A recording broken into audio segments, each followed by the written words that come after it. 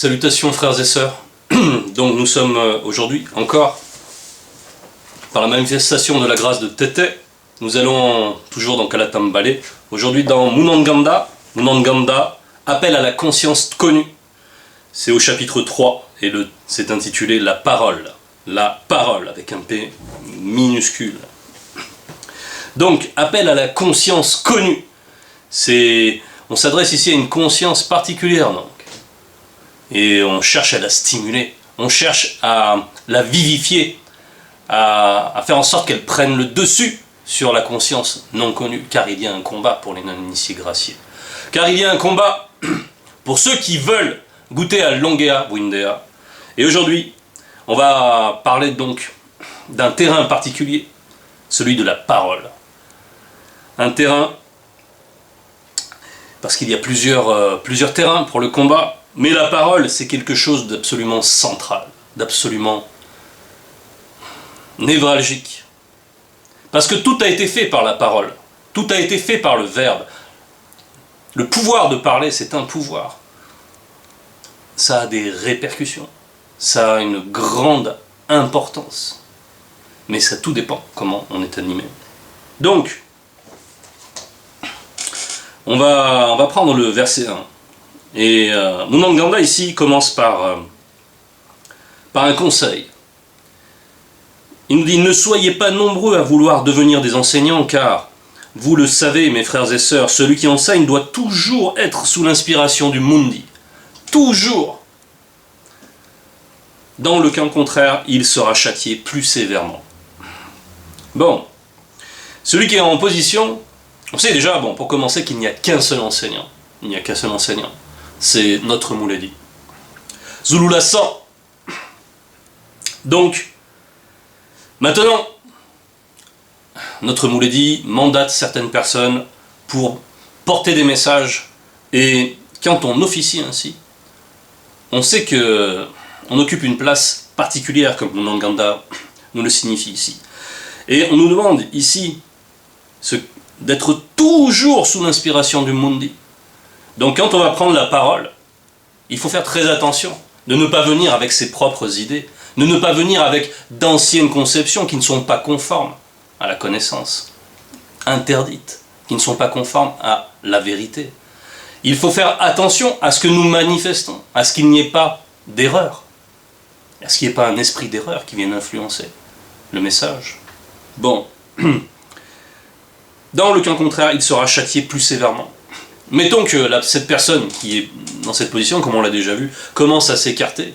Ah, le châtiment ne tardera pas, puisqu'il est en position de délivrer un message, il a donc une certaine influence. Il est un modèle. On l'écoute, puisque le Mouledi lui a donné un certain crédit. En fonction du crédit qui lui a été donné, bien sûr, ceux de la bergerie vont l'écouter. Et maintenant, si cette personne en profite de cette petite influence pour faire du n'importe quoi, ah, le châtiment ne tardera pas. Oui, parce que c'est une chose d'être pécheur pour soi-même, mais lorsque notre péché entraîne les autres, ah, la responsabilité est très grande. Et c'est logique donc d'être châtié plus sévèrement. Voilà. On va aller dans Mutatedi 16, verset 15, pour voir une bonne disposition dans la transmission. Donc Mutatedi,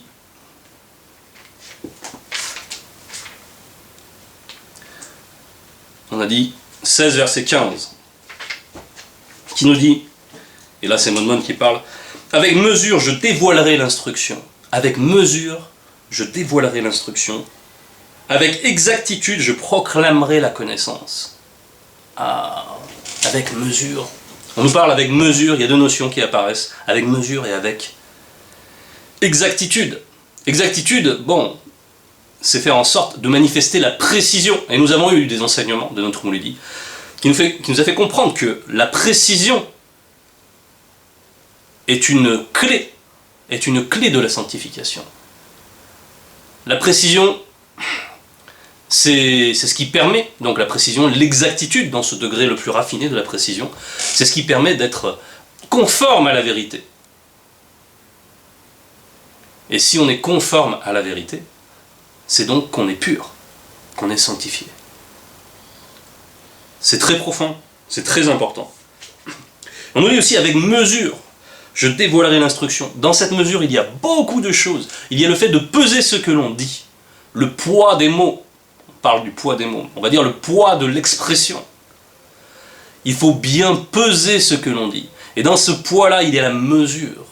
Il y a la juste mesure, on retrouve l'exactitude. Mais dans la mesure aussi, dans la notion de mesure, il va y avoir aussi encore d'autres aspects. Pourquoi l'amendement dit avec mesure, je dévoilerai l'instruction, c'est-à-dire qu'il le fait dans une certaine proportion, en fonction de la conscience des personnes. Ah, c'est important ça. Donc, de s'adapter à la conscience. Et c'est très important, parce que à travers cette adaptation, il y a la manifestation de l'amour. Comme Moulet dit, est venu nous chercher dans un état de conscience qui était contaminé. Et il appelait la conscience connue. Muntan Ganda, appel à la conscience connue. Et il nous a amenés avec mesure, il a dévoilé. Eh bien nous devons faire pareil. Si nous voyons un frère qui est moins établi dans la connaissance, eh bien il ne s'agit pas de lui balancer la connaissance comme ça, violemment, de manière à le désarçonner, de manière à le déstabiliser pour se glorifier. Ah, moi je connais. Qu'est-ce qu'il y a là, dans cette manière de parler, il n'y a pas l'amour. Donc dans la notion de mesure, il y a aussi l'amour. Parce que ce qui doit sous-tendre la parole de celui qui va parler du verbe, c'est justement la bonté. La bonté. Il doit y avoir cette manifestation, on doit ressentir ça à travers la personne. C'est-à-dire que cette personne recherche le bien de celui qui écoute, recherche son perfectionnement, et donc va lui donner, en fonction de comment elle va pouvoir entendre, de manière à ce qu'elle ne soit pas choquée inutilement. Parfois il va falloir choquer quand la personne s'entête dans l'erreur. Il va falloir choquer une conscience. Bon, mais ça c'est un cas particulier. Et tout ça, mais c'est encore une mesure. C'est encore adapté à une certaine conscience, même le fait de choquer. Donc c'est selon la conscience. Il faut donc se soucier du fait que le message soit bien reçu. Soit bien reçu. Il ne s'agit pas de se positionner, tiens, je vais parler du verbe, allez, je parle. Tu parles tout seul si tu ne te soucies pas de celui qui reçoit. Et si tu parles seul, alors à quoi bon? Autant garder ces paroles sous forme de pensée. Bon. Voilà qui étaient des observations préliminaires. On va aller maintenant dans le verset 2. Donc de Mundan Ganda. Plusieurs, en effet, commettent des écarts. Point. Si quelqu'un ne commet pas d'écart quand il parle, c'est un homme parfait, capable de maîtriser son corps tout entier. On voit à quel point ce sujet-là est central. Puisqu'on nous dit ici que si quelqu'un qui ne commet pas d'écart dans sa manière de parler, dans le fait de parler, quelqu'un qui ne commet pas d'écart, c'est quelqu'un qui est dit parfait, il est jugé parfait. Rien de moins. Rien de moins que la perfection. Mais on sait que le lien de la perfection, c'est l'amour, selon le verbe. C'est pour ça qu'on retrouve, on a parlé d'amour en fonction de la mesure aussi, tout ça est lié. C'est donc, il y a le lien de la perfection. Et il manifeste l'amour quand il parle, cette personne. Si quelqu'un ne commet pas d'écart, et dans la notion d'écart, il y a beaucoup de choses. Parce qu'il y a une instruction assez vaste. Il y a beaucoup de choses. On pourrait nommer beaucoup de sortes d'écarts différents. Et on va en nommer quelques-uns, mais certainement l'inventaire n'est pas complet, parce que c'est l'objet de toute l'instruction. C'est pour ça qu'il faut beaucoup méditer Biala Bamunya, beaucoup fréquenter les paroles de sagesse, Mutatedi, et il faut vraiment passer et repasser sur ces choses-là, les méditer, acquérir les leçons de sagesse. Bon, on va distinguer certains types d'écarts, mais d'abord on va poser un principe de précaution. Le principe des précautions, il est dans Biala Bamunya, justement, 21, verset 23.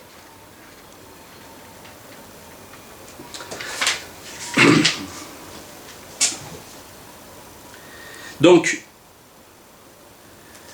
Celui qui surveille tout ce qui sort de sa bouche s'évite bien des tourments. Le principe de précaution, il est là. Il est là. C'est-à-dire, celui qui surveille tout ce qui sort de sa bouche. Il y a un moment, on a des pensées, et à un moment, boum, on les transforme, on les verbalise.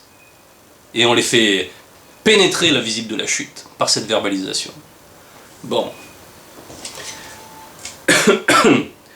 Donc, avant d'arriver à cette étape-là, avant de franchir cette étape, il faut qu'il y ait quelque chose qui garde. Quelque chose qui garde. Certains parlent de garde-fou. Oui, il faut que la folie n'émane pas de la bouche de celui qui suit l'initiation. Celui qui surveille tout ce qui sort de sa bouche s'évite bien des tourments, bien des tourments. Donc, c'est un principe de précaution, c'est donc un principe de prudence. Avant de parler, attention. Il faut se représenter ce que va produire cette parole. Parce que la parole, elle a des effets. Elle a des effets. Et on va voir un peu plus ces effets. Maintenant, il y a plusieurs sortes d'écarts. Bon, il y a plein d'instructions, hein, comme je l'ai dit, quant à la prise de parole, quant à la bonne manière de manifester la parole. On va donner quelques exemples. On nous enseigne, par exemple, de ne pas jurer. De ne pas jurer. Ni par quoi que ce soit. Ni par le ciel, ni par rien du tout. Que ta parole soit simple. Donc il faut manifester la simplicité dans la parole. Que ton oui soit oui, que ton non soit non. Terminé. N'ajoute rien. Ce que tu ajoutes, ça vient de l'anti-vérité. Donc il y a déjà cette notion-là de ne rien rajouter. Et de ne pas jurer. De ne pas faire de vœux dans la prière. Parce que quand on manifeste la prière, c'est une forme de parole. C'est une forme d'échange. Et de ne pas faire de vœux. Ça, on nous instruit quant à cela aussi.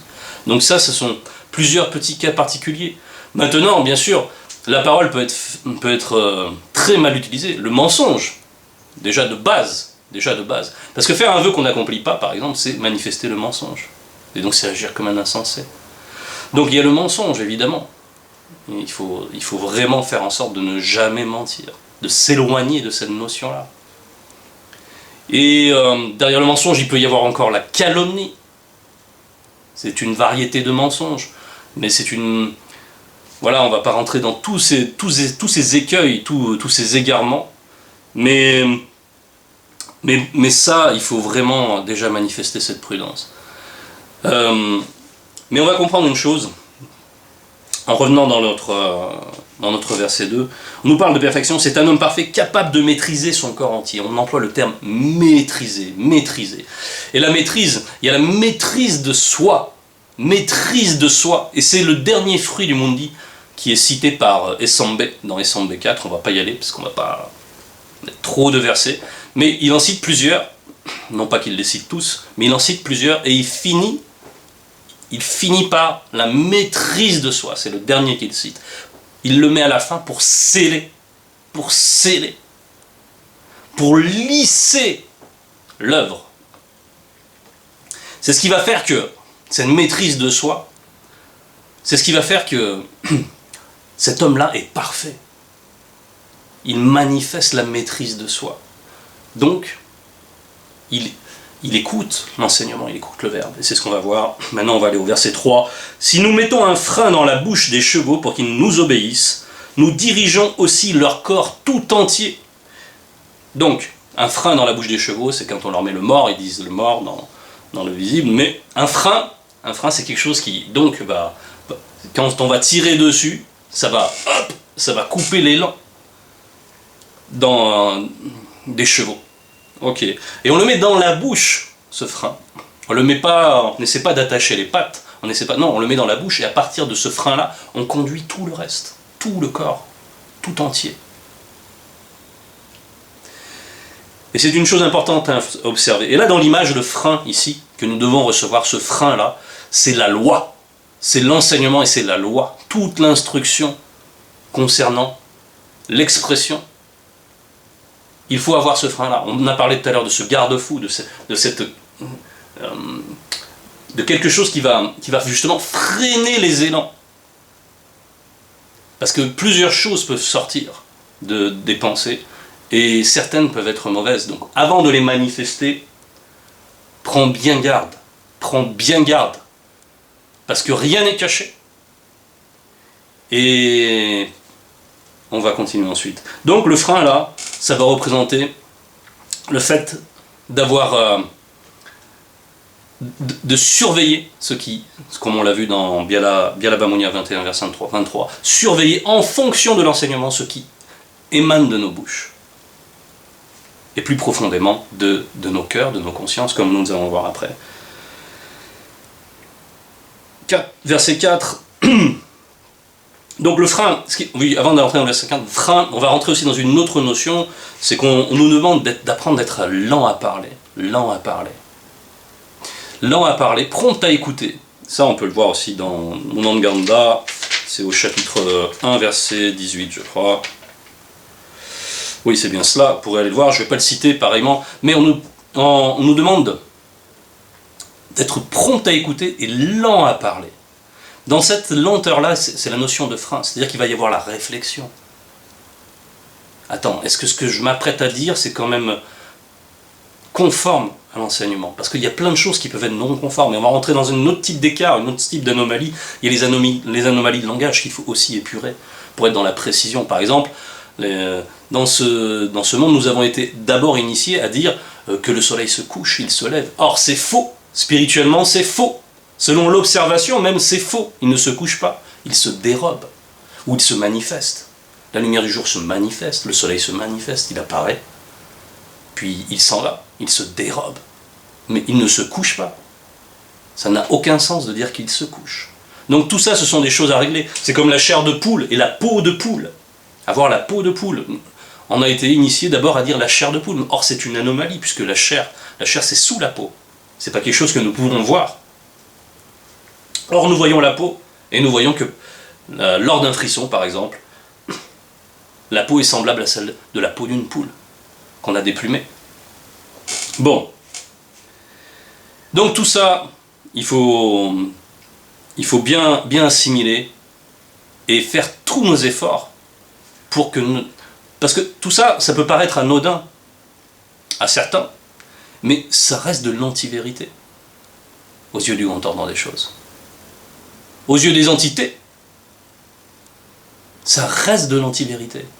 C'est donc quelque chose de sale, c'est donc quelque chose qui nous bloque spirituellement. Voilà. On va encore rentrer dans certains écueils. Oui, il y en a qui vont avoir la critique facile, par exemple. Attention quand on critique son frère, quand on parle de son frère, surtout en son absence, et qu'on dit ça sur un ton léger. Attention, celui qui parle avec légèreté blesse comme un glaive. Donc c'est pas parce qu'on prend un ton léger que c'est anodin, non, non, non, non, non. Parce qu'on sous-entend des choses, et ça va avoir des répercussions dans la conscience de ceux qui écoutent, et peut-être qu'après ces frères et sœurs qui ont écouté, ils vont peut-être dénigrer ce frère, ils vont peut-être avoir des a priori, ils vont peut-être vouloir le mettre à part, etc. Et là, de cela naît des dissensions, naît des divisions, etc., etc. Et tout ça, c'est comme quelque chose qui va pourrir, et des émanations mauvaises, spirituellement, vont en résulter, bien sûr. Bien sûr. Vous voyez, il ne faut pas employer la parole avec légèreté, de manière anodine. Il n'y a rien d'adonnin. Il n'y a rien de... Après, on emploie un terme plus simple. Il n'y a rien de... oui, de léger, parce qu'on rejoint la notion de poids. Il faut peser ses propos. Il faut faire attention. Voilà, tout simplement. Alors, on nous dit dans la suite, « Voici même les navires qui sont si grands et que poussent des vents impétueux sont dirigés par un très petit gouvernail au gré du pilote. » Un tout petit gouvernail, donc ça va être la manière de verbaliser, c'est vrai, par exemple la langue donc, par laquelle la parole transmet des sons, voilà. Et puis il y a le pilote. Le pilote, ça va être la conscience qui est derrière, avec le libre arbitre. D'accord? Eh bien, par ce biais-là, tout le corps, tous les trois êtres vont être impliqués.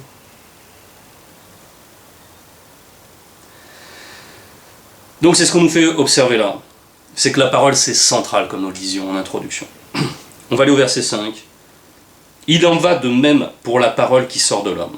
Elle est insignifiante si elle n'est pas inspirée par le monde dit. Mais l'homme se vante par elle de grandes choses. Bon. Elle est insignifiante, c'est-à-dire que l'antivérité, ça reste l'antivérité, et tout ce qui vient de l'antivérité retourne au néant. Donc en ce sens, elle est insignifiante. En ce sens, elle est insignifiante. Mais néanmoins, par la parole, on peut faire beaucoup de mal. Beaucoup de mal.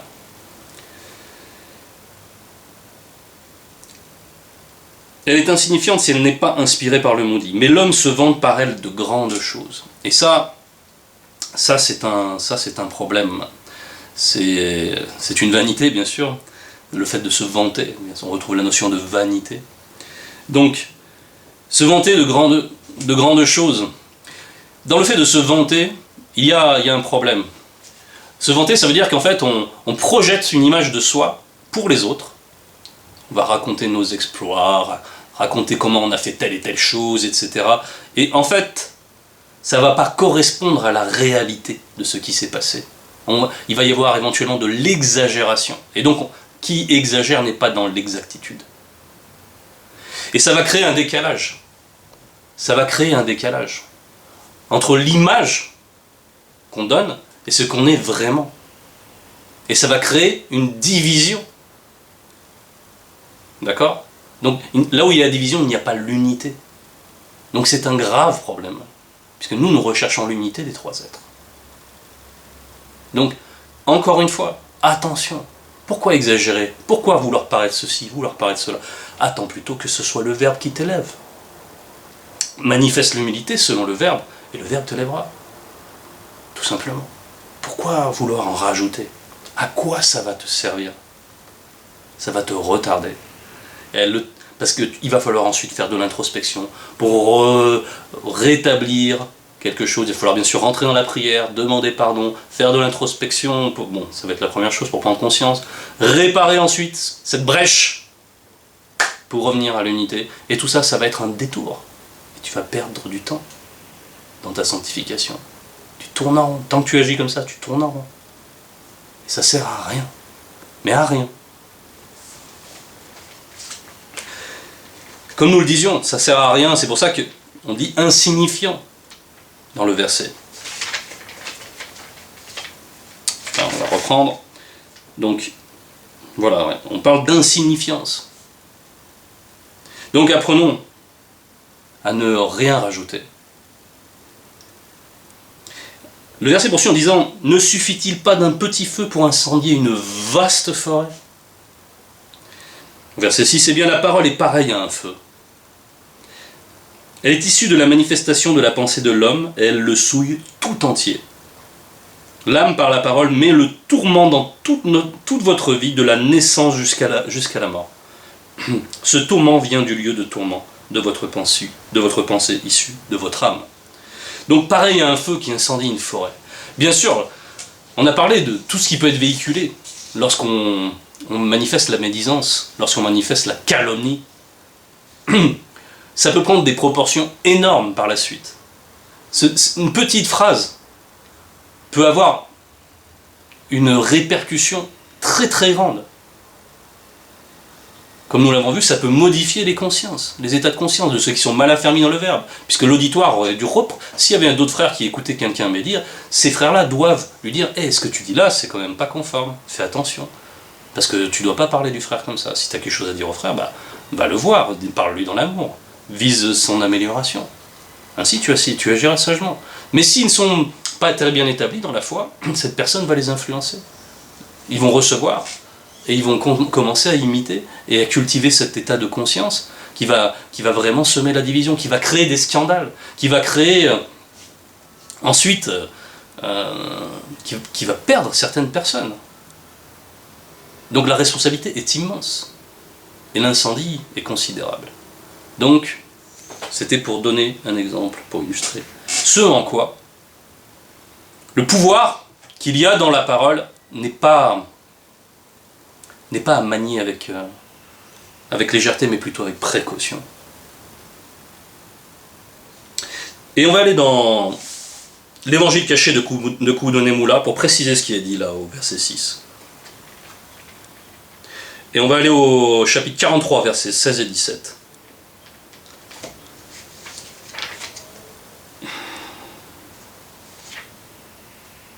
Non, c'est pas le chapitre 43, si, c'est le chapitre 43.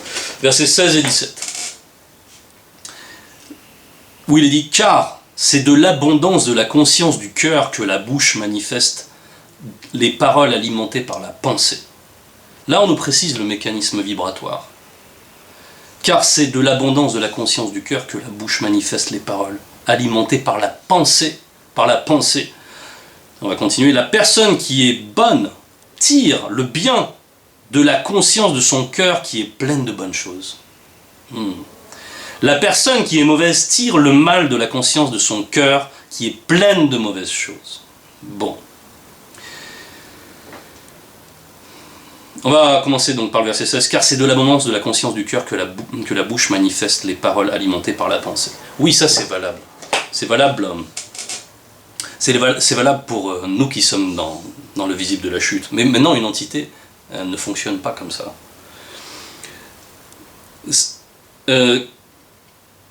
La bouche manifeste les paroles alimentées par la pensée. Bon. Quand il y a une grande différence, c'est que nous on réfléchit avant de parler. Il y a une réflexion, il y a une pensée, justement. Et ensuite, on prend la parole et on manifeste cette pensée. Mais ce n'est pas ainsi. Lorsqu'une entité prend la parole, elle est cette parole, entièrement. Il n'y a pas la réflexion, il n'y a pas... Non, elle est cette parole. Et c'est une grande nuance. Et nous, vu que nous ne sommes pas dans cet état-là, il faut faire attention à ce qu'il n'y ait pas, justement, un écart entre la pensée et la parole. Il faut qu'il y ait la simplicité qui articule les deux. La pensée et la parole. La simplicité. Bien. Car c'est de l'abondance de la conscience du cœur que la bouche manifeste les paroles. Maintenant, voilà. Cette abondance-là, c'est quoi exactement? C'est qu'il y a la pensée.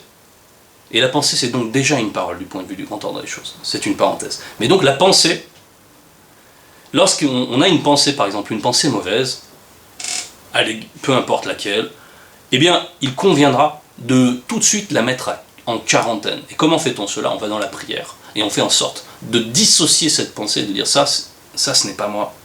Ça, ce n'est pas ma conscience. Parce que moi, je veux vivre selon la conscience connue. N'est-ce pas? Donc, il y a une forme d'hygiène. Avant que notre cœur se transforme en une fosse à purin, à force de manier des pensées, à force de brasser des mauvaises pensées, avant cela, il y a une hygiène donc à avoir. Quand il y a une pensée qui est un déchet spirituel, il faut le mettre à l'écart. Donc quand on repère cela, quand il nous est donné de prendre conscience de cela, par une introspection peut-être brève, eh bien, il faut aller dans la prière, il faut remettre cela, et s'en dissocier. Voilà, ça c'est très important. Parce que si on ne fait pas cela, la pensée va commencer à s'alimenter. La pensée va s'enchaîner avec une autre pensée, et ça va grandir. C'est ça l'abondance. Et on fait grandir quelque chose de mauvais. Et puisqu'on n'a pas mis un frein à cela, ça va vouloir se manifester maintenant. On va vouloir consommer cette pensée et la faire pénétrer dans le visible de la chute. Et la faire lui donner un corps certes invisible dans le visible de la chute, mais on va vouloir la manifester par la parole. C'est comme ça le procédé. Maintenant donc, qu'est-ce que nous dit le verset 17? C'est que il y a néanmoins la personne qui est bonne et qui tire le bien de la conscience de son cœur qui est pleine de bonnes choses. Pourquoi? Parce que le non-initié, il a déjà reçu la manifestation de la grâce, il a écouté, et il y a cette conscience en lui. Maintenant, Mouledi nous a bien enseigné que notre principal ennemi dans la sanctification, c'est nous-mêmes. Et on le retrouve bien là. Puisque il y a cette conscience, pleine de bonnes choses, pleine de bonnes intentions en nous, qui ne demande qu'à prendre le dessus, qui ne demande qu'à éliminer l'autre. Cette mauvaise conscience, donc la personne qui est mauvaise tire le mal de la conscience de son cœur qui est pleine de mauvaises choses. Et ce qu'il convient de faire dans la sanctification, c'est de ne pas tirer le mal Qu'est-ce que ça veut dire ne pas tirer? C'est comme aller puiser. C'est comme aller puiser une eau polluée. Voilà, on la puise et après on s'en abreuve. Et ça passe par la bouche. Non, non, non. On va laisser le verbe plutôt l'extraire pour nous. On va la pointer dans la prière, cette mauvaise pensée, et on va la laisser l'extraire, et on va la mettre loin de nous. Voilà ce qu'il faut faire. Il ne faut donc pas tirer. Nous devons puiser aux eaux invisibles du salut. C'est pourquoi on doit rentrer dans la prière. Pour faire en sorte d'être purifié, d'être un dans la conscience connue. Voilà. Donc c'était pour expliciter le verset 6. Nous allons maintenant aller au verset 7 de notre passage principal, Munanganda, chapitre 3. Toutes les espèces de bêtes, d'oiseaux, de reptiles et d'animaux marins peuvent être domptés. Et ont été domptés par Moto, y compris Sangwa, Gungwa Gando, Behemoth et Ekokota Gungwa Gando, grand dragon Léviathan. Qu'est-ce qu'on exprime ici? C'est que tout cela a été dompté par Moto. Moto régnait dans le visible. Mais que, on voit le mais il apparaît dans le verset 8. Mais la parole de l'homme livré à lui-même ne peut le sauver du châtiment divin. Parce s'il est livré à lui-même, il ne pourra jamais dompter cette capacité de sa parole. Alors il y en a d'autres qui vont peut-être objecter, oui, mais le moine, lui, ne parle pas, il a fait vœu de silence. Bon, ça, comme on l'a dit tout à l'heure, il y a une révélation, c'est que la pensée, c'est aussi une parole. Donc même s'il ne manifeste pas de la parole, il alimente des pensées, qu'après il fait du n'importe quoi, ne serait-ce qu'avec ses mains, à faire du n'importe quoi, parce qu'on sait ce qu'ils font, là, les moines, ils font des abominations dans leur monastère, bon bref. On ne va pas rentrer dans les détails. C'est juste pour parler de ceux qui pourraient se raisonner comme ça, de manière charnelle. Non, non, non. Vous ne pouvez pas objecter cela. Mais la parole de l'homme livré à lui-même ne peut le sauver du châtiment divin. Ah ouais. C'est ça. C'est ça. C'est-à-dire que pour dompter cette capacité à prendre la parole, nous avons besoin de l'aide du Verbe. Sans cela, ce ne sera pas possible. Et sans cela, cultiver des choses dans la mauvaise conscience de son cœur. Bien. Mais la parole donc de l'homme livré à lui-même, elle est contradictoire et remplie d'anomalies. Et elle est un instrument utilisé pour donner une sentence de mort. Une sentence de mort. Elle est contradictoire, remplie d'anomalies. Et oui. La personne va sans cesse se contredire, va manifester du n'importe quoi, on l'a évoqué déjà, beaucoup de variétés de n'importe quoi, on ne pourra pas en faire un répertoire ici. Pourquoi on dit qu'elle est un instrument utilisé pour donner une sentence de mort?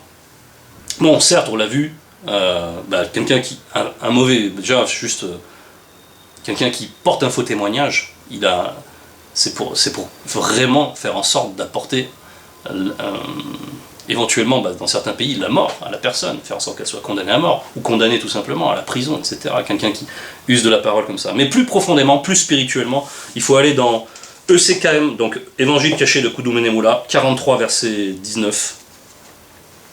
Donc c'est le même chapitre que tout à l'heure.